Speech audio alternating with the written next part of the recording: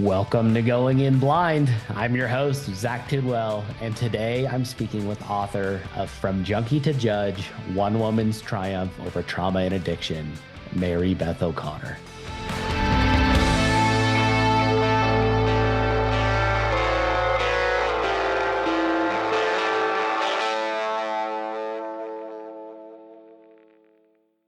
And to everyone at home, thank you for listening. Please take a second to help me grow the show so that I can keep delivering these conversations week after week for years to come. Subscribe, rate, and review the show in whatever podcasting app you're using right now, and check out the show notes to follow me on social media and YouTube as well. When you share your favorite episodes, tag me and use the hashtag GoingInBlind. You can also join my mailing list at zachtidwell.net. And if you know someone you think I should talk to, have them send me an email at contact.goinginblind@gmail.com. Thanks for coming on. Thanks for having me. Yeah, I've been very excited about this one. It's funny. My dad called me earlier today and was like, "What do you have going on today?" And I told him I was doing a podcast, and he's like, "What's your guest thing this time?" And I told him it was you, and he's like, "Yeah, I guess I had told him about you that I was excited to have you on because I reached out to you. I think it might have been, it was right around me recording my first episode, and I think we're 15 or 16 in now. So been rolling, but well, that's exciting. Yay, 15 or 16 in, for great progress.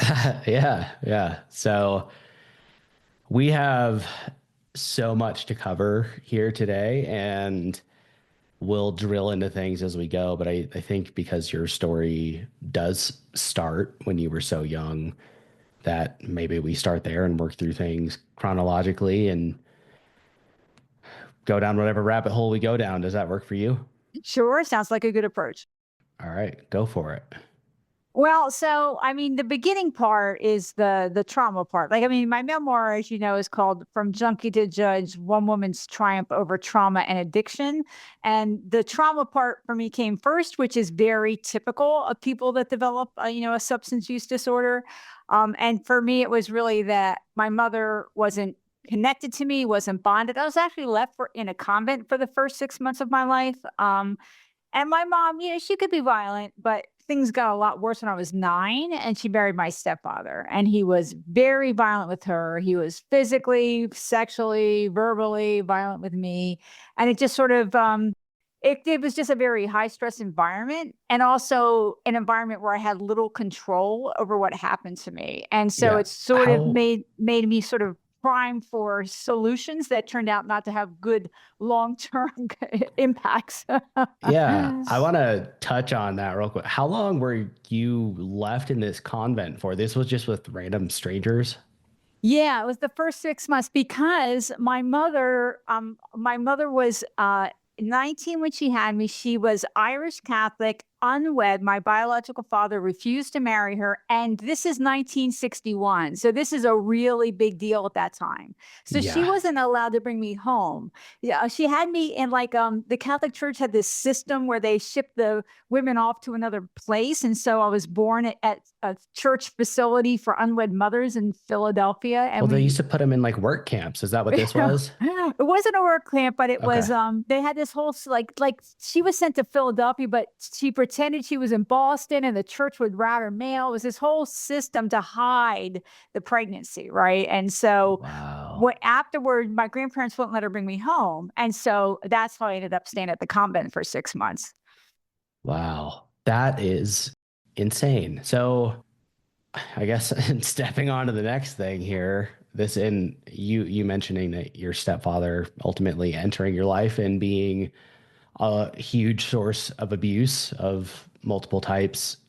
I feel like that's not an uncommon story where it makes me wonder where you hear about, it seems to be more so men than women that end up entering a significant other's life who has children and then end up being the abuser of either their partner or their kids behind their backs. And I don't even know where I was going to go with that other than the fact that that's unfortunate. But did that for you said you were 9? Yeah, I mean, you're right. It's not that women don't abuse children. But the stepfather thing is a common risk factor for young girls, and the sexual assault from a stepfather is a high. I think it's a higher rate than from a biological father. Not that biological fathers can't be problematic for girls or boys, but that the stepfather is an increased risk. And the Yeah. other thing I'll say about that is, I think we underappreciate how even watching him beat my mother is a trauma. Like, I don't think we understand fully how, even if he would never have hit me or my sister or my brother, watching violence against a parent is a trauma in and of itself. Well, and that conditions you because that's the relationship that you're seeing. And so as you move into adulthood, that actually, I guess one more step back because I meant to ask this when I was asking about the convent. Did your mom have addiction struggles as well? My grandfather, her father, and my mother struggled with gambling, but neither one of them, nobody really was big into substances. Okay. That started with me, and then my sister, also who was 2 years younger, also developed a problem. So yeah, and my stepfather drank, but maybe it was borderline, had a like moderate level alcohol problem, but it wasn't really at the extreme end. Yeah, well, and undeniably there, the bigger issue is the abuse. Yes, So yes. yeah. And so it's you and your two siblings and your mom. Are you the oldest? I'm the oldest, Okay. yes. Did you did you seem to catch an extra helping of everything? Because I feel like you hear about that as well. Either the eldest or the youngest child in these situations kind of getting left out to dry with in abusive situations like that. Yeah, I mean, there's a couple dynamics that happened. One is I was the oldest, and I was 9 when we moved in with him. But also I knew my mother wasn't sort of, focused on me or helpful to me. And when he was abusing her, I realized, well, she can't help me with him. So I know I'm sort of on my own, right? But also I have a younger sister and then a younger brother to protect. I mean, that's how you think of it when you're the oldest. So part of the way I viewed my job was to intervene if he was focused on them. And also, I taught my sister, for example, a lot of techniques to try to reduce the odds of getting a beating. I mean, you couldn't eliminate it, but like I taught my little sister that when we put the dishes away from the dishwasher, which was a chore, that we needed to put them away one dish at a time so they didn't clack and make noise and irritate my stepfather. So there is, Wow. as the oldest sibling, you do feel that sort of sense of responsibility to do your best to manage it, not just for yourself, but for the younger siblings. It was stuff as simple as dishes clattering together that would set him off. Yes. I mean, there were a lot. Wow. The thing about living in that household is that what you do and what happens to you, there is not a close connection. So you could do the same thing 10 times and it like goes under the radar. And the 11th time, for whatever reason, it's like a major issue. Yeah. And so it's, it's in my recovery, it took me a long time to really appreciate that my actions actually have a significant impact on the outcomes in my life because I didn't grow up that way. Yeah, because it wasn't nothing was predictable. So there's no Right. learning processes from anything because your environment is unstable. Exactly. Exactly. You don't learn that connection. Yeah. So just I got one more. I'm so curious about this. I got one more question about this and then I can stop bugging you about this small, relatively smaller, shorter section of your life. Curious with someone like him and especially not seeming to have any really definitive drivers behind his behaviors was as a human being, did he have things going on in his life? Was he a productive member of society outside of this, or was he just a loser all around? Like what is that dynamic like? Yeah, he had a job. I mean, he actually had a good, union job at the steel mill. But he was problematic in a lot of ways. I mean, part of it was so that the neighbors, where when we moved in with him, we were on the street that had known him, for a long time. He had lived there for a long time with his father and brother, and the neighbors did tell us that he was always, he had always had some violent tendencies and was problematic, but that he was a lot worse when he got back from Vietnam. And So he so was a vet. Okay. he was. And so they said that it really escalated him being, aggressive and argumentative and Yeah. ability to be triggered. So that was part of what was in his background. But as a child, I didn't care about the why. I cared about the, can I do anything to minimize this, or, how do I survive it? That's really the Yeah. focus. Well, and the why doesn't justify the behavior No, regardless. that's And true. That's true. but also, this is the 60s, or you were born early 60s, so this is close to 70s. It's the 70s. Yeah, it was around Okay. 1970 when I moved in with So, him. so, hitting your wife and was probably still acceptable around that time, or at least people would turn their heads the other way. Yeah, I mean, the police did come a few times, and it was really one of those. Well, why don't you go away and cool off? Mm, He was only arrested once for beating my mother, and that was a really bad beating. But all the other times, it was like they viewed it as a family issue, and we never actually reported any of the child abuse to the police. But this was about him beating my mom, and so that was how I grew up. The neighbors, I mean, obviously, they're the ones who called the police if they heard it and they thought it was really bad. They would call the police, but that was about the extent of it. okay. Yeah, I believe it's from the 70s. It just, I'm 29, so I don't remember what the 70s were like because I wasn't around. But there's this awesome clip, and I feel like it highlights how different things were even just 50 years ago. I think they were just outlawing drinking and driving, or it was Oh. sometime in the 70s. And it's sound bites of these people being like, "Oh, I'm an American. This is my right. I should be able to have a beer while I'm driving home from work," and trying to defend it. And it's just, I think it's so funny to think back how differently it was even just a short time ago. But with with all this, you're still very young at this time, but this is setting the stage and Yes. conditioning you for not a great path, at least for a while.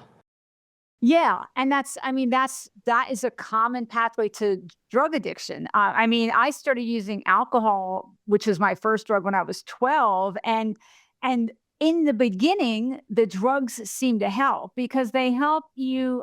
Like what I noticed for the first time that I drank was I felt sort of like my muscles relax, like I could take a sort of a deeper breath. I was laughing and giggling in sort of a more openly joyful way, and that really caught my attention because what the drugs do early on is they sort of shove the pain further down, at a more of a distance, but also they can make you feel happy and engaged and having fun with your friends in a way that I wasn't really able to do otherwise because I couldn't relax enough to do it because I was on Yeah. edge so much. And so that's why part of the reason there's such a close connection between trauma and excessive drug use is because of the pain relief, pain management side of it. It's an escape. It absolutely is. Yeah. And I, I, I'm over a year sober now, but I was just rampant alcoholic. I would go on blackout binges for 2 or 3 days straight. Just no recollection of anything that happened, which I'm blind, so I guess any binge is a blackout binge. Oh. But yeah, I would go on binges for 2 or 3 days and then recover because I was hungover for 2 or 3 days, and then I'd do it all over again. And it absolutely was that was how I could check out. And that's nothing compared to what you were going through. So I can't imagine as a 12-year-old not having the capacity to even understand that, just feeling the good side of that. That's dangerous. That is Yeah. a horrible combination. That's right. And then, I mean, I also had, violence outside the home. I had a couple of sexual assaults in my teens. And I had a violent boyfriend in college. And so it was like I could never really get away from it, it felt like. And my drug use escalated. I mean, I quickly moved from, I've used alcohol and then I added in weed, and I've used weed and alcohol, and then I added in pills, and I've used all three. And I did a lot of acid for a while. But for me, a big turning point was when I was 16, because that's when I found methamphetamine. And Which is so crazy. it was a whole sort of new level. And I was shooting meth within 6 months at 17. I mean, it was a really fast escalation for me. Is it snorting it in the beginning? I zero experience with that stuff. Yeah, so crystal meth, most people start snorting it. You also can smoke it, but and then you can inject it. So there's a lot, and you can put it in things and drink it. So there's a lot of different ways to ingest it. But I started with snorting, which was the most common way in my area, and then I was shooting up within 6 months. Were you doing it with other high schoolers? Not that many high schoolers, mostly older, like maybe people in their late teens, early 20s in my Okay. town. I grew up in a small town in central Jersey. I mean, there were people in my high school who would do meth like once in a while, but not at the level that I was doing.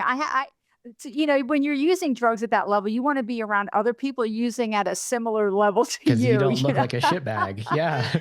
Yeah, because Yeah. those are your people. That's where you're comfortable. And we all understand the chaos and insanity of it, right? And so, although even in that group, I was at the high end of using. People used to tell me, like those people would tell me, Mary Beth, you need a break. Go home and sleep for 3 days.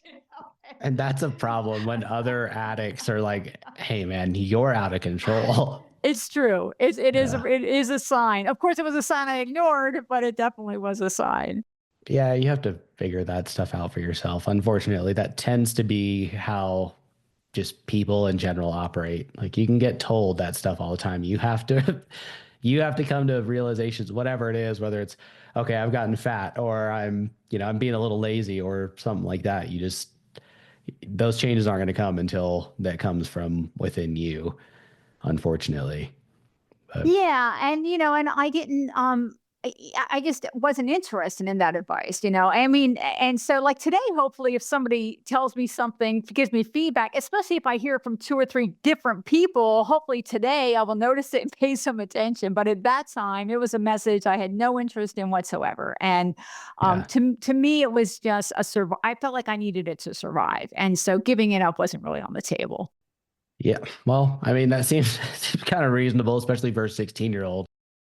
That's I say reasonable was the wrong word there. No 16-year-old is very reasonable. But so did you go straight to college after high school? I did go to college, and I grew up in a blue collar area. Nobody in my family had ever gone to college, but I had to go a year late because I got arrested. I got arrested a Nice. month before I was supposed to leave for college. I came to California. I graduated from UC Berkeley, for meth and hypodermics, and so my court date wasn't until October, so I couldn't leave. And then when I had my court date, they actually put me on probation, so I was allowed to leave the next year. So I had to get like a 1 year deferment to go to college. Wow. Did you immediately go into law? No, I mean, my undergraduate degree was in history, and I will say that the first 3.5 years of college, I did do somewhat better with the drugs. I mean, somewhat better. I did a lot more than the people around me, but for me, it was an improvement. And I did less meth and like more alcohol, more pills. But it was mostly on the weekend, but sometimes it rolled into the week. But again, in context, it was an improvement. It just wasn't great. Yeah. But I had that really bad rape in college, and I started using meth again on a regular basis in January of my senior year of college.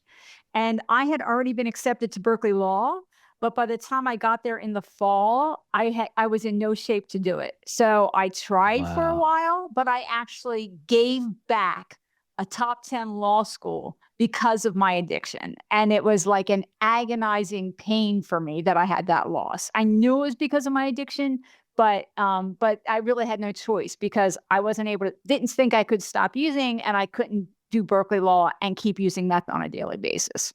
Yeah. Did you find, or I guess really at any point in your life, did you find that you were drawn to men that were like your stepfather, just having that, that was in your formative years what you saw a relationship to be, even though that's not how a relationship would be? Sometimes. I mean, I had a high school boyfriend who was a very nice, kind of a low key guy, but sometimes. And the boyfriend in college that was violent, I mean, From my point of view, because of how I grew up, he actually wasn't that bad because it wasn't as bad All as what I grew up relative. with. Yes, it's all relative. And also he grew up in a violent household. And so there was sort of that trauma bond, that like mutual understanding, Yeah.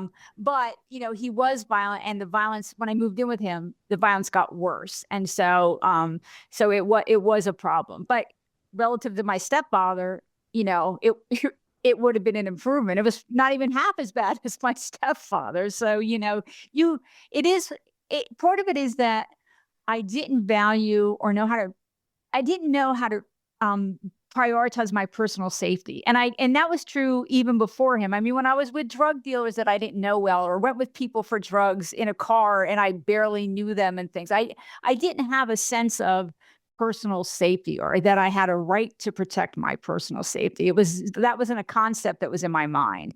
And then with this boyfriend, it was like he was a little bit violent when we didn't live together. It got worse when we moved in, and in my defense, I did leave him. You leave him about 9 months after we moved in together. So, You're like, you're getting too close to being just like my stepfather. You just too far. yeah. So I put up with it, but I did eventually leave it, and that was the last violent boyfriend I ever had. With that, you mentioned not really having the idea of self safety in mind. Do you feel like that was genuinely not having it, or more so of self destructive behavior? Because you see that a lot too with people. I've seen that myself, where you just do that. You get a case of the fuckets and you're like, meh, I don't really care if something happens. And it's, again, I think it comes and stems from that fact that you're at that point where you're just wanting an escape. And it's something that's not the shittiness, it's different shittiness. But do, how do you feel about that? It's a good question. I mean, sometimes I didn't really think about the risk. Like, so let's say hitchhiking. If somebody said, "Come on over and do drugs," I would hitchhike. In fact, one time my chemistry teacher picked me up.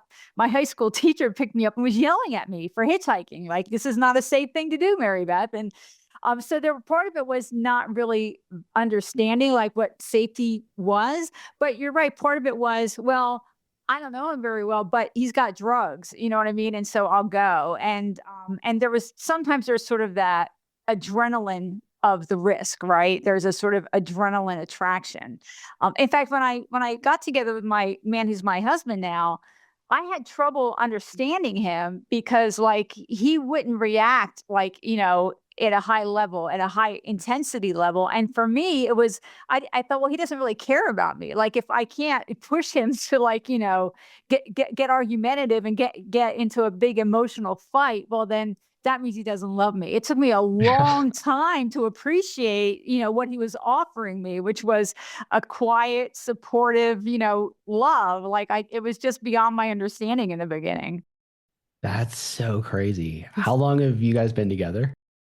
We have, I mean, I know I make myself sound old, all this 1970s, but I'll just go with it. We have been together for 40 years now. So, Okay. yeah, he Well, was with me through, congratulations. thank you. Thank you. And he was with me before I got sober. And we almost didn't make it through. I will say that we almost didn't make it through my addiction, but we did with, some couples counseling for a couple years after I got sober. Yeah, we're still together. So, Wow. Good on you guys. That's not, I mean, I've destroyed relationships. I haven't made it through relationships with an addiction. So good for you. That's a lot. So, but yeah, and I want to come back to that, but I do, where before I took us down that rabbit hole, you have kind of just pissed away a top 10 law school. yeah. Yeah. What's next? So, you know how people work their way up the corporate ladder? So, my Yeah. terminology for the 10 years, because I used for 10 more years, my terminology is during those 10 years, I worked my way down the corporate ladder because I couldn't hold the job because I was using Yeah. meth all the time. I couldn't get there. If I was there, I would leave early or I would take long lunches or I wasn't focused. I mean, it was not a happy 10 years. I was less and less productive. I was feeling more and more trapped. I mean, I could see the years were ticking by, right? And not only am I not making progress, I'm backsliding in every way. I was really feeling hopeless and helpless, and my partner was really at the end of his rope. And so it was sort of all of those things that finally at 32, I said, well, maybe I ought to go to rehab. Well, you finally got there, but that's a that cycle, and I know it's definitely hard to understand from the outside, and I'm not justifying here to people who are listening. I'm explaining, and I write about this in my book because I think it is so baffling to people outside of addictions to see how someone can continue to throw things away in their life while they're struggling. And you get not only, that becomes your crutch to deal with stress, whatever your substance is, but at the same time, like you're saying, every time you're working another step down the ladder or losing another job, then you have another excuse to abuse. And so you're kind of fulfilling your own prophecy here and feeding into the cycle. That's at least that was my experience with that. And I truly believe is how people get stuck in the addictions, because it's hard enough to get over on its own, but especially as you've continued to kick your own ass farther and farther downwards, at some point if you do decide that it's time to pay the piper on those things, you have so much more now to face, and is all your fault, because it's not like an accident happened to you, and it's like you continually kick yourself while you're down. But I think that's even more commendable that you were able to get out of that, especially after sounds like you lost a lot but you hear people talk about having bottoms, and I don't necessarily, I know that is a thing for some people, but looking back at my own story, I have to think I shot myself in the face and I still didn't stop drinking. So I did for a time, but like, I don't know that could have been more of a bottom than that. So I don't think necessarily a bottom is what made me ultimately get sober. For you, did you have something that was a bottom, or was it just that sentiment of, all right, I'm sick and tired of being sick and tired and destroying my own life, that now this needs to change? Well, I'll say a couple things of that. One is your points about how we keep using despite the consequences. That's the definition of addiction, right? The definition of substance use disorder is continued use despite notable negative consequences. And part of it is that I felt like I really couldn't stop. Even when I went to rehab, I really believed that to keep my pain at bay, that I had to do it that way. I thought the only other option was either to commit suicide or to like have a psychotic break if I stopped. I didn't really believe in a real pathway out. And then on the bottom point, I agree with you. I think this horrible bottom ideology it's not true. I mean, first of all, what is a bottom? The truth is, a bottom isn't an objective standard. It's not like once you do A, B, and C, now you're at the bottom. It's always now that you have some continuous sobriety time, looking backward, where was your worst point? That's sort of the bottom. But there's a suggestion that the bottom has to be horrible. And But like a light switch, like this binary thing where it's like, yeah, all that's right, I'm done now. Yeah. yeah, exactly, and that's a whole nother point we can talk about. But the truth today, we talk about substance use disorder as all mental health conditions, and it is a mental health condition as mild, moderate, or severe, just like anxiety can be mild, moderate, or severe, right? Or depression. And so today the focus is let's disrupt this problem at the mild or moderate level and not wait until it's at the very severe level. And it's to people's advantage if they can stop it sooner. But there will always be the percentage. I mean, when I take the diagnostic test, the DSM test, as if it was the day before rehab, I test at the very severe end of the scale and I got sober. But I just want to encourage people if they're struggling, the sooner you address it, the better off you'll be. You'll have fewer losses, you'll have less time living in that misery. It's just better to try to address it earlier. And the other side of that is even though I felt like I couldn't stop, it turns out I actually could, right? And so my Yeah. belief that I couldn't was wrong. It was wrong. Well, and Um, yeah, I thought I was going to drink myself to death. And I think a lot of people feel that way. And again, yes.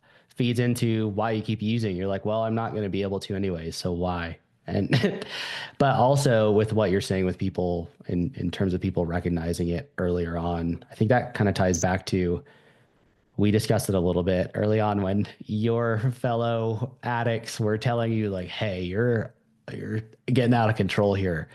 If you're that person hearing this, because I know there's someone hearing this right now, and you're like, "My friends tell me that," but they're wrong. They're not wrong. They're telling you that because you have a problem. And You're probably not wrong. You're correct. Yes. yes, so now is this earlier time where you can try and reconsider things and how you might come at this before it becomes what feels like an untenable situation. Yes, and then your other point that you were making is about how it's not a light switch. I mean, I think that sometimes, like in TV or the movies, it's always this epiphany moment, that now you're going to get sober. Like, and yet you're 100% sure and 100% committed, and you'll be perfectly abstinent from day one. And none of those things are true for most. There can be epiphanies. Sometimes a DUI can be a type of epiphany. Sometimes losing custody of your kids or a job. But for, I think, the majority of us, it's a cumulative wearing down that eventually gets us to start the recovery process. And I think for most of us, in the beginning, there's ambivalence, right? There's ambivalence about whether we have to do it, but there's also ambivalence about whether it's even possible for us to do it. And so I always want to make clear to people, I did not really believe I could get sober when I started recovery. I really thought, let's figure out how to use less, like, because then things won't be Yeah. as bad, right? And it's not that I wanted to keep using, it's that stop was sort of beyond my imagination. But just start where you are. You don't have to be confident of it. You don't have to be sure. And the other thing is, I, like most of us, was not perfectly abstinent from day one. I used 3 times in my first 5 months. That was this good. That was the best I could do. And 3 times in 5 months is actually very good when I was using pretty much every day. And yet, in some ways of looking at it, it was like failed, failed, failed, succeeded. And I don't look at it that way at all. It was part of the process until I had the skills that I needed, until my brain had healed enough for me to be able to make better choices and get more experience, all of those things. And so I think I'm glad you brought it up, because I think it's important to lay that out there for people so they're not letting the lack of belief that they can be perfect now stand in their way of starting. Yeah. And I think another part of that, at least what I experienced, was part of my just stubbornness around it was, no, I can quit on my own. And I wound up doing that. It ended up being, 2.5 years after the fact, but I had it in my mind, no, I don't need help. I can do this on my own. I kept proving that I couldn't do it on my own. And then, I tried AA. That wasn't for me. Tried an outpatient rehab program. That wasn't for me. And then finally decided, all right, I'm going to try inpatient rehab. And then I got diagnosed with a horrendous genetic disease while I was at inpatient rehab, and came back and was worse than ever after that for a while. But I think I would imagine other people also feel that, especially probably men might be more that way. That seems like a very male mentality to have on those things. But for you, so you're 32, you finally decide, all right, I'm going to go get help. And I know this was actually one of the reasons I was excited to have you on. And early on, when I first found out about you, was ultimately working a program or a traditional program isn't what got you sober. And I know, like I just mentioned, I tried AA early on because that was the first thing that came to mind, both for me and everyone around me. Everyone knows of AA, but that wasn't a good fit for me. And I felt even more hopeless after that. Right. But Right. so for you, what was that process like for you once you did finally start dipping your toe into getting help?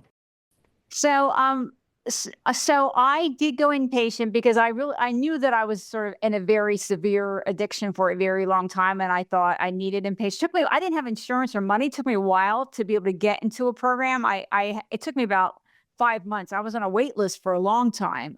But I went inpatient, and in my mind, it was for medical treatment. But when I got there, I learned very quickly that they were like adamantly and vehemently 12 step only. And I support 12 steps when it's the right fit, but it is definitely not right for, a large number of people.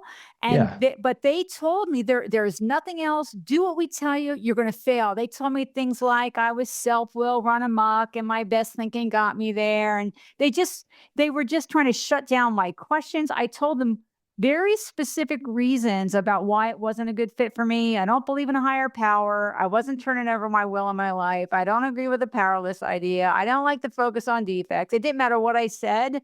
They just said, this is all there is. And so at first I believed them because, they're the experts that I'm paying for treatment. Right. And so I had to decide what I was going to do, and I decided I would just leave my mind and my ears open and look for the parts I could use and ignore everything else. And Well, so, like, and can I we go pause ahead. here for a second? Yeah. So, I like when you went to rehab, because I know a lot of the staff, I think just about everyone there, except for maybe the psychologist, was someone who was in recovery for me. The what they call the techs, who are basically kind of like the CNAs at the rehab center. They were all earlier on in recovery. Some of the higher level people had been in recovery longer and had rebuilt their lives a little stronger. And I curious for you because all of those people, except for one, there was a police officer that worked at this place that had worked the smart recovery instead of a traditional 12 step where it's supposed to be more centered around science. And that's the acronym, people. I'm not like calling people who follow 12 step programs dumbasses. That is the acronym of the program. Yes. The But smart recovery. Yeah. yeah, and for you, did you feel like that was where some of that push was coming for? Because it's almost like a religion in the sense of, okay, this is where these people found salvation. And again, I'm not obviously AA works for some people and 12 step programs work for a lot of people. But I think it's coming from a good place, it seems like, when that stuff is pushed on you because it's, hey, this worked for me and I want it to work for you. It's almost like a religion. See, I don't. So I mean, coming up with this, and then they're not maybe negatively motivated, but first of all, I'll separate what I think about people who are just in their program talking to newcomers and what treatment professionals should do, and I can talk about both of those in a little different way. For treatment professionals, yes, they had in my facility, they had all gotten sober the 12-step way. But if you are offering yourself up as an expert in this field, you need to know the options, and you need to know the science. Now, when I went Absolutely. into rehab in 93, there wasn't as much science. In fact, I specifically asked them, where's the science? And they didn't know of any. And they also told me there were no other options besides 12 steps. Well, guess what? When I got home from rehab, I started to think, I wonder if that's true. And for the younger people like yourself, I'll emphasize it's 1994 and there is no Google. Okay. There's no Google. You're going to So Encyclopedia Britannica trying to I went to find the some. library. I got in the car, went to the library, and it turned out that even in 94, it wasn't true. I found Women for Sobriety, which still exists today. I found Smart's Parent, which was Rational Recovery. I found LifeRing Secular Recovery's Parent. So they put themselves out as experts, and yet they were not experts because they only knew one thing. So that's a problem. If you're offering yourself up as a treatment provider, you need to understand what evidence-based treatment is, and you need to understand what the alternatives are. But also, even on the personal side, for those of us in recovery, I think it is valuable. Let's say there's a newcomer that you're talking to. I think it can be valuable to say, here's what I did. Here's why I think it worked for me. But the distinction, I think, is you have to say it as in for your consideration, not as a mandate, not you have to do it the way that I did it. It should Yeah. be, I'm sharing information with you for you to consider so that you can make your own decision, your own choice. So that's how I always do it. And I think it's a really important distinction.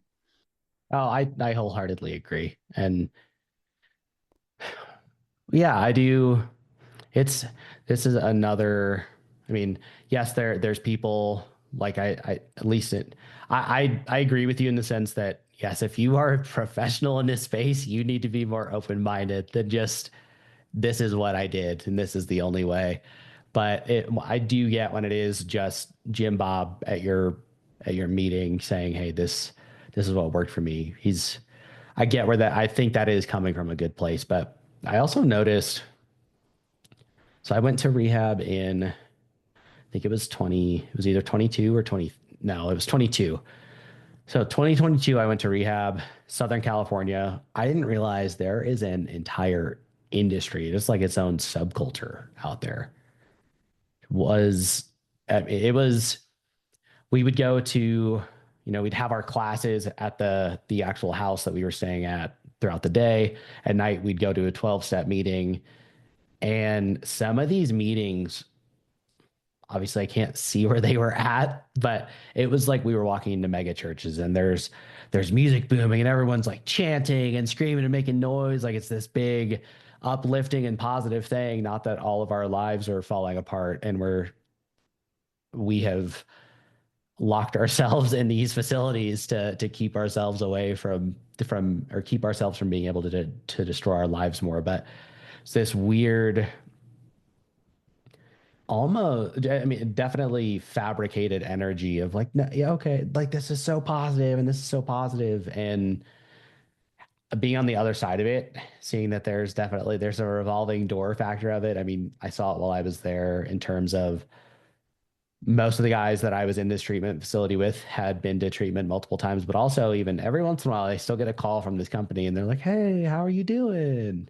All right, Oh, yeah, we were just checking to see if we could do anything for you." And they're checking to see if they can get you for another $20,000 is what they're doing. They're not actually, I don't, I'm sure there are some places, right? Any general phrase that you apply so broadly to encompass everyone is dangerous. But a lot of what I saw there was we're not necessarily really trying to get the solution here.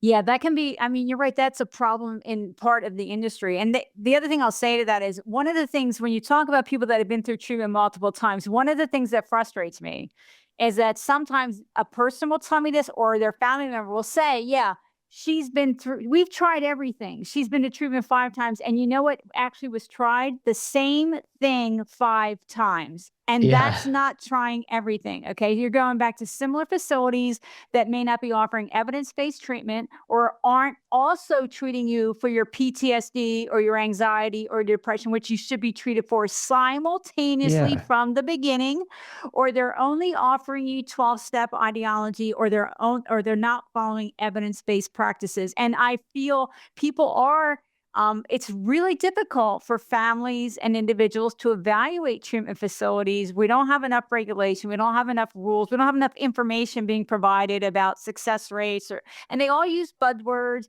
They all say they're evidence based, and some of them are, and some of them aren't. And they may all say they do dual diagnosis, co-occurring mental health disorders, and some of them really do, and some of them really don't. A lot of them don't allow medication for opioid use disorder or alcohol use disorder, which is actually a major problem, and it's really an ADA by Americans with Disabilities Act violation. So there are a lot of problems in the industry. And again, you're right; it's not a broad brush. There are some excellent treatment programs, and they often aren't the most expensive treatment programs either.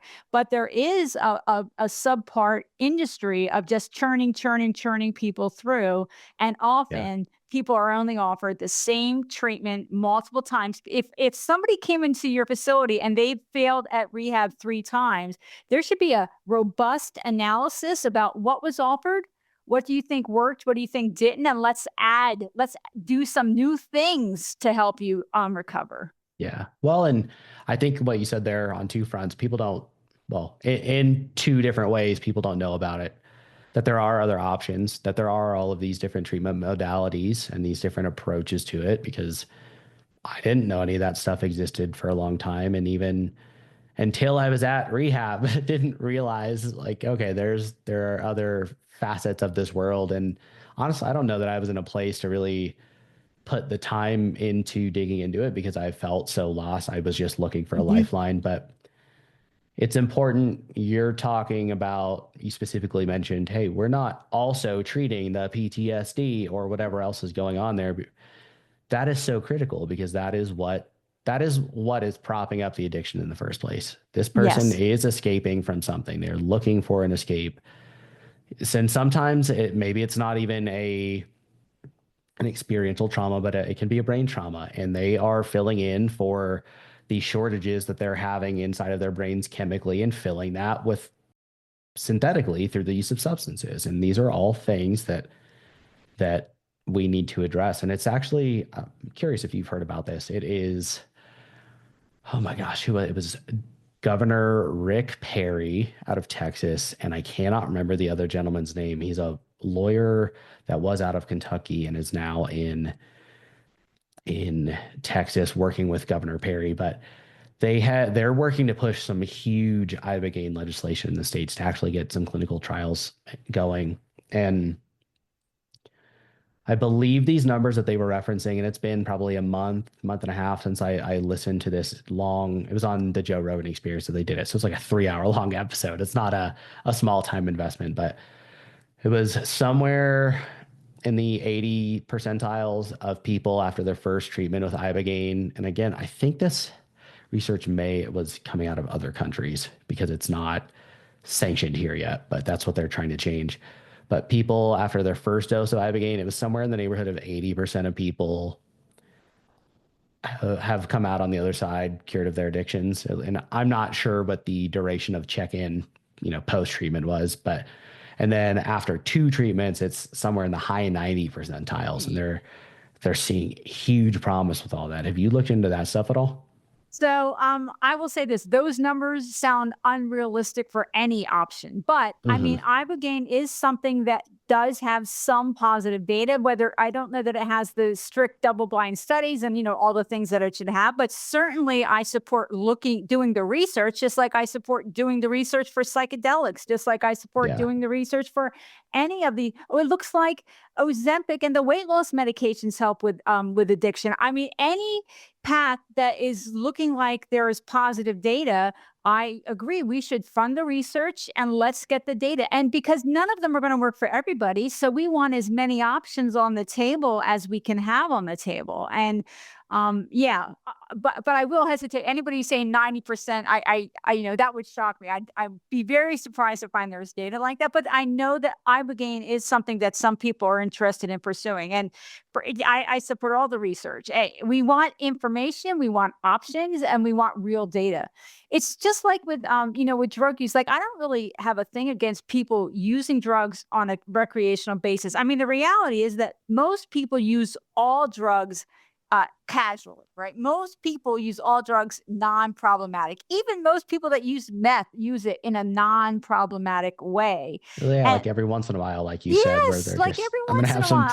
fun. Yeah. But at the same time, there are real risks. Just like now we're learning with this high potency cannabis, it have a small increase in the risk of psychotic symptoms. We want what I Yeah. want is the studies done so we can tell people what the true risks are, not the exaggerated risks, but the actual risks, so people can make informed decisions. Just like with alcohol. I mean, right now it looks like alcohol is probably more risky than cannabis, and so great. Let's provide people with information so they can make informed choices.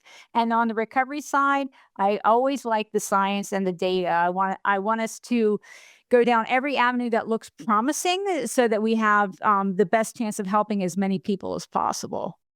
Yeah. I unfortunately, and I hopefully this doesn't prove to be the case.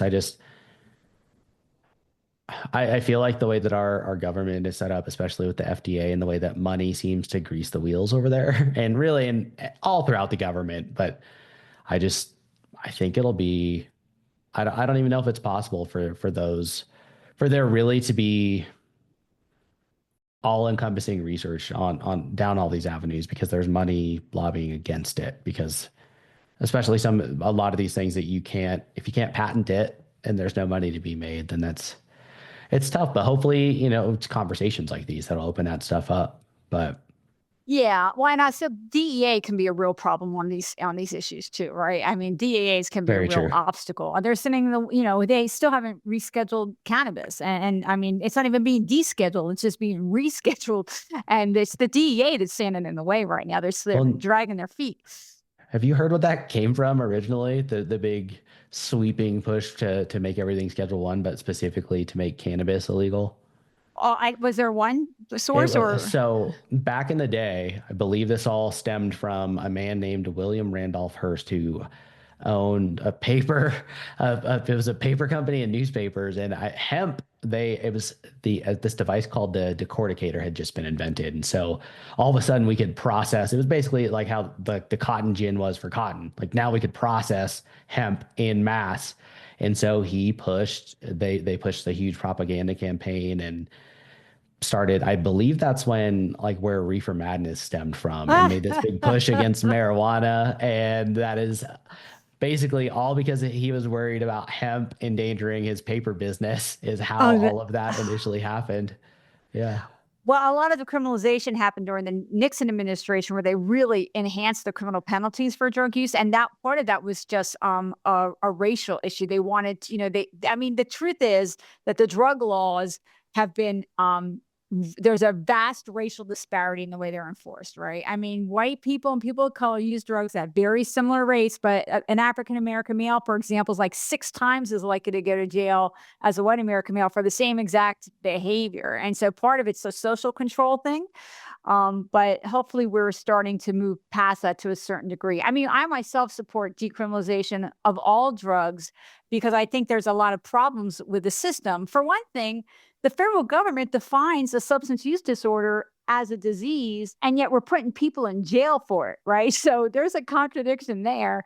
But also, it's such a waste of our tax dollars. You could treat 3 or 4 people for the same amount of money as you incarcerate one, and we don't have enough treatment as it is. We act like we have treatment on demand. We don't have anything close to treatment Yeah, on but demand. that's because a lot of these prisons are privatized and they're making money off of inmates coming in there. That's That's exactly part. why we lock people up on locking people up on possession charges is insane. It's insane. I mean, that's Yeah. is part of the problem, but it's also a easy political target, right? I mean, like even now with fentanyl, they there's so much focus on the supply side and not nearly enough focus on reducing the demand side because it just looks stronger to send the police in. I mean, how much money? Look, if the DEA was a private company and had failed at reducing the drug consumption rate, the drug death rate, as badly as the DEA has failed, they would be out of business. It's not a successful agency, right? And Yeah. how much resources all the police departments around the country, internationally, all the money we spend on drug interdiction, it's just not a good use of money. And so for me, and you're destroying people's lives. I mean, people who get, criminal charges, that drags their life down for decades, if not forever, Yeah. especially if it's a felony, impacts employment opportunities, housing subsidies, benefits, just a lot of education, just a lot of different areas for personal consumption, which, I don't care if people use drugs. It's not any of my business as long as they're not hurting anyone else. Yeah, and that's where I think the delineation there between possession versus if you're dealing and they catch if you've been cutting your coke that you're selling with fentanyl and it's killing people, like yeah, fuck you. You go rot in prison. Yes, but yeah, not this possession charge shit. I don't know. I mean, you hear about this being talked about more with the at least people throwing around the idea of decriminalizing and testing the Mhm. waters there, and I, I I like the idea of it too. I don't know. I don't know enough about it to have a well-formed plan on like, well, okay, what would that look like in practice? But Yeah.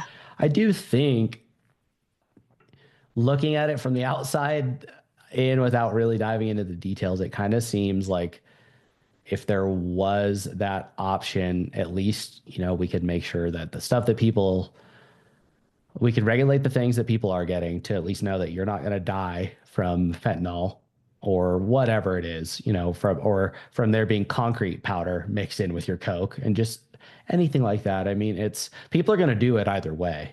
Right. And Yeah, what you're talking about there is safe supply. So there's a distinction. You can separate out decriminalizing and safe supply. Safe supply is where the government would regulate, just like they regulate alcohol. I mean, alcohol is not a safe drug, right? It's not a absolutely safe not. drug. It Yeah. still kills more Americans than all the other drugs combined, except for cigarettes, even despite the overdose epidemic. But safe supply would be that we regulate the drugs so that you know what's in them. But decriminalization, if you want to learn what a good program would look like, look at Portugal.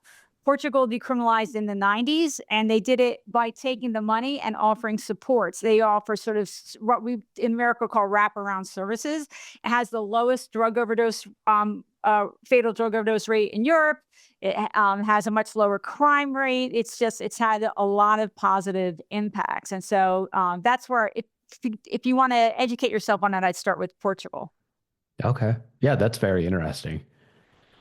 I want to, I, I want to be able to highlight all the fact that we've kind of hinted at, like you were able to turn your life around despite all this, but we haven't, I've been too busy asking you questions to let you actually show people how that is. And despite the fact that you were at this point where you truly didn't think that you'd be able to get sober. So you go to rehab, you're 32, this is well after you've lost your chance at one of the top 10 law schools. Tell us where all that went. Yeah, so I mean, on the recovery side, that one thing I'll emphasize real quick that we did touch on briefly is I had to do a lot of work on my trauma recovery. I had PTSD and I didn't know it, which showed up as very severe anxiety for me. So when I got out of rehab, I started working with an expert, a therapist with trauma expertise. And that recovery took a lot longer than my substance recovery because it's just more complicated. But on the professional side, when I got home from rehab, I had a Berkeley degree and actually good grades, but I had an embarrassing resume. I mean, like an embarrassing resume. And when I got home, I didn't think I'd end up being a judge one day. My first professional goal was let's not get fired again. Like that was really like what I wanted to sort You of got to work on, start with right? reasonable, attainable goals. Yes, Yeah. yes, yes. And so, and I just wasn't ready for a career job, and nobody was going to hire me anyway for a career job. So I started low. My first job home from rehab was a part-time, temporary, low-level administrative job, and then about 6 months later, I got a permanent, full-time middle level administrative job. And then I got a job at a larger company, a supervisory job, got a promotion. And then at 6.5 years sober, I went to law school for real. Okay. I actually went to law school. And I did graduate from Berkeley Law. And then I worked at a big law firm. And then I did class action work for the federal government. And then at 20 years sober, I was appointed a federal administrative law judge. And See, so that was the trajectory. first of all, that's so cool that I didn't realize you wound up getting to go back and still go to Berkeley. That is so cool that you got to pick up and kind of redeem yourself there. Yes, 16 Also, years later, 16 years later, wow. yes. Also, when when I was doing my initial research on you and I saw that you were a federal judge and it's a federal administrative judge, correct? Yeah, administrative law judge, I yes. was like, Jesus Christ, if anything would make me want to drink, it's that. Like the fact that you stayed sober through that, good for you. So what all does that encompass? I know I believe when I was looking that up, that this initial one was non-appointed. So do you have to run for that? No, it's appointed. So, Oh, okay. yeah, federal judges, all federal judges are appointed. I pretty believe. So it's not like a district court judge where you have to go before Congress, but it's a federal testing process. And then, I had an appointment. I got appointed. Um, and I mean, there's all kinds of judges and they all have different levels of responsibility, but federally, when you're an ALJ, like I was, you work for a specific agency and I worked for the Social Security Administration. So mostly Okay. I handled Social Security disability cases, people that were applying for benefits and they'd already been denied twice before they got to me, but I was their only time they would get a hearing, the only time they could, present evidence in court was with me. And so that's what I did. And I did it for 5.5 years before I took early retirement. And then I'm doing, what I'm doing now, which is writing and speaking and advocating. And I'm on the Life Ring board and the She Recovers board. So that's sort of how it played out. Jesus, you're on two boards too. Yeah. Wow, you're a busy woman. Yeah. How's Yeah. how long ago did the book come out? 2 years ago. It came out How's it 2 years ago. how's it been doing? I mean, it's at a smaller press in the recovery space, but it's still selling. I still sell books every week. I get a little reports. And also the book has helped me. It's part of sort of how I market myself. So, it's Yeah. sort of like I just had 31 years of continuous sobriety. I have my book out. I'm on the board for Life Ring. I'm on the board for She Recovers Foundation, which is not just substance recovery, but also trauma and mental health and other recoveries.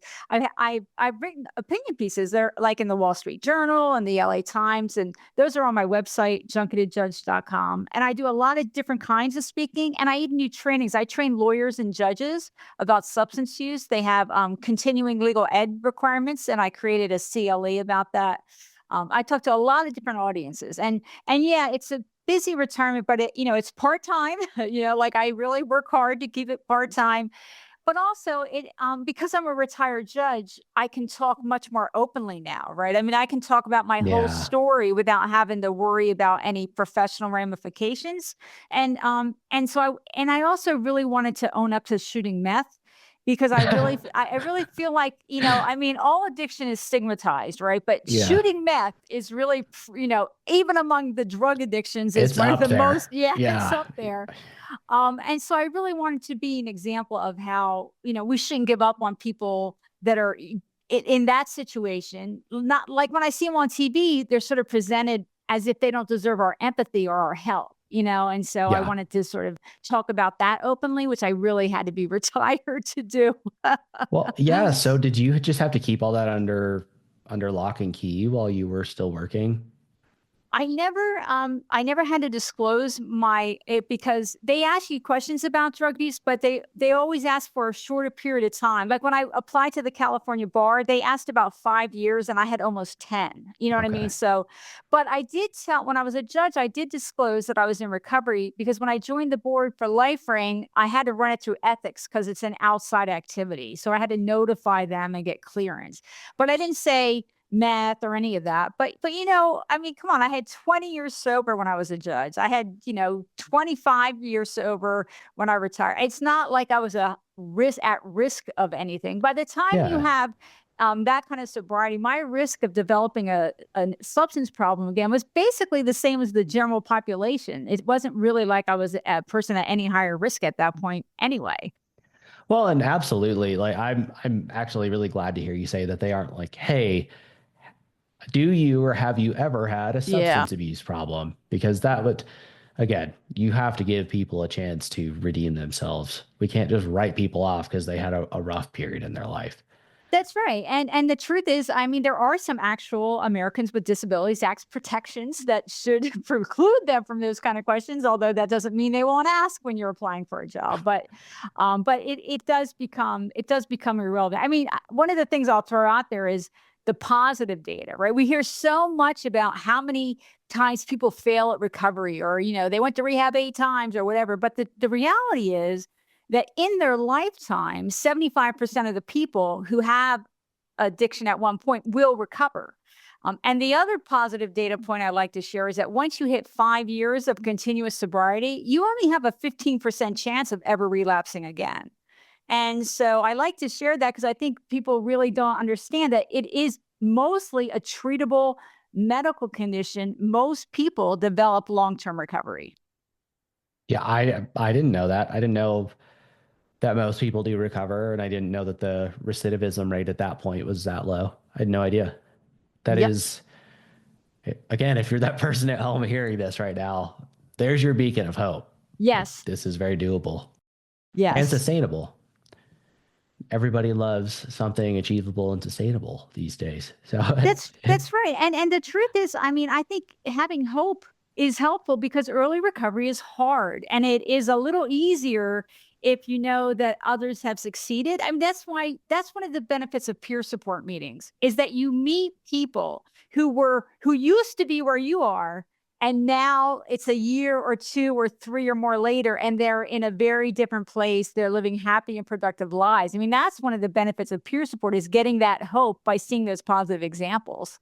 Yeah, that's why I speak about mental health stuff. Like, first of all, let what I did to myself be a wake up call for you to talk you away from the whatever ledge you're on if you're there. But also, hey, this it can and will get better if you show up and do the work. Like this again, it is treatable and it's very similar with severe depression Yes. where it does feel hopeless. I mean, that is why I shot myself. I reached a point where I was so hopeless and thinking so irrationally because of the pain that I was feeling that I didn't think there was a way out.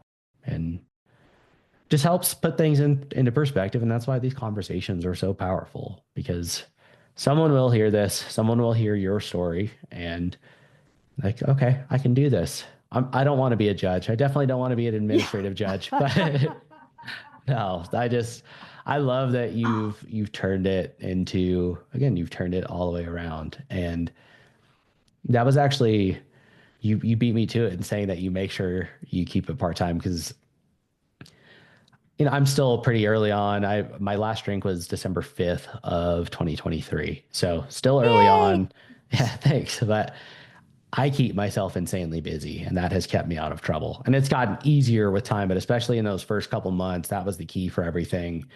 And I feel like with that, you also outside of that, I think that's one approach that you hear people taking, but also that it's almost like some people's addictions to a substance seem to get transferred into something else that is much more positive, like fitness or their business. And that's just, they're constantly running at 110% on whatever this new thing is. But it sounds like you've been able to find some pretty reasonable balance with things, even though you have 18 different irons in the fire.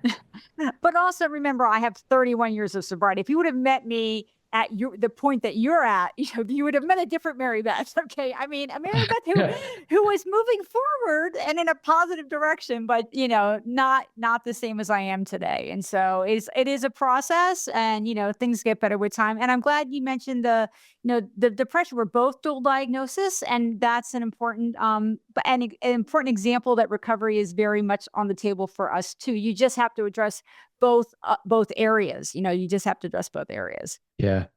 I do. I wish I had met you 31 years ago because when I when I was at rehab, or at least I could get a glimpse because when I went to rehab, a couple of guys that were there for meth, and a couple of them had some time under their belt. Like one of the guys had been there for like 3 months, and he wanted to stay there to get a substantial amount of time under his belt. But like these guys still had meth energy sometimes, even though they weren't taking it anymore. So, but you're very intelligent and very just like very quick on things. So I would imagine you still with some of that energy would be a sight to behold. Yeah, not a good sight. Not a good sight at all. Yeah. Yeah, my natural energy by itself is plenty. I don't really need it anymore. Well, if people want to reach out to you for Mhm. speaking, I know the book is on junkie2judge.com. Is that where they should reach out to you for speaking stuff as well? Yeah, so the book again is From Junkie to Judge, One Woman's Triumph Over Trauma and Addiction. It's on Amazon and all the usual sites, and bookstores have it or can get it. My website is junkie2judge.com. I got my opinion pieces are there and other info, and you can message me through my website and I answer all messages. If I can answer a question or if you have a speaking opportunity, let me know. And then I am on X, Twitter at Mary Betho _ I really don't argue with people on Twitter, but I do I don't have that kind of time, but I do provide the studies that we were talking about, articles, information and sort of my recovery thoughts. And I just joined Blue Sky and I'm Mary Beth O'Connor. So those Okay. are some of the many ways that you can reach me. And I will have all those links in the show notes, but I wanted to make sure everyone heard them as well. I forgot I did have one more question for you because Sure. I'm probably a couple weeks away from finishing the second draft of my book, and then it'll be on to alpha readers and then editing and all that stuff. But curious because you did go with a small press and as opposed to self-publishing. You mentioned that you did use it. It's a stepping stone to help promote yourself even is what when you say that was your intent behind that choice because you wanted to lean more into speaking, and so having being traditionally published was the way to go with that. I mean, I definitely considered it. You can actually make more money per book sometimes if you self-publish than if you go with a traditional press, but the traditional press can give you a little bit extra prestige, you know, It's that it would. legitimacy. Yeah. Right, but whether that really would have mattered in the long run, I don't know. It is a balancing act. I can understand why people make both choices, you know? I mean, the truth is the publishers don't really market you much anyway, unless you're like really a big, you know, big name. And so most of the marketing I do for myself. In the beginning, they did more. They don't do a lot for me 2 years later. Okay. So it's definitely there's definitely pros and cons. I don't think there's a clear answer. It's definitely a pro and con kind of situation. Okay. Yeah, that was just when you said that, I meant to ask you about it, and we Mhm. talked about something else. So thank you so much for coming on. This was really fun. You are obviously a very, very intelligent person, and I think I could probably talk to you for a couple hours about all this stuff. I mean, you're a wealth of knowledge, and I think what you're doing is very, very important. So everyone go check her out, go buy her book, have her speak. Do you have anything else that you want to throw in before we wrap this thing up? No, just thanks for having me. I think we covered a lot of ground in the hour, and I really appreciate the conversation. Yeah. All right. Well, everyone at home, thanks for listening to another episode of Going In Blind.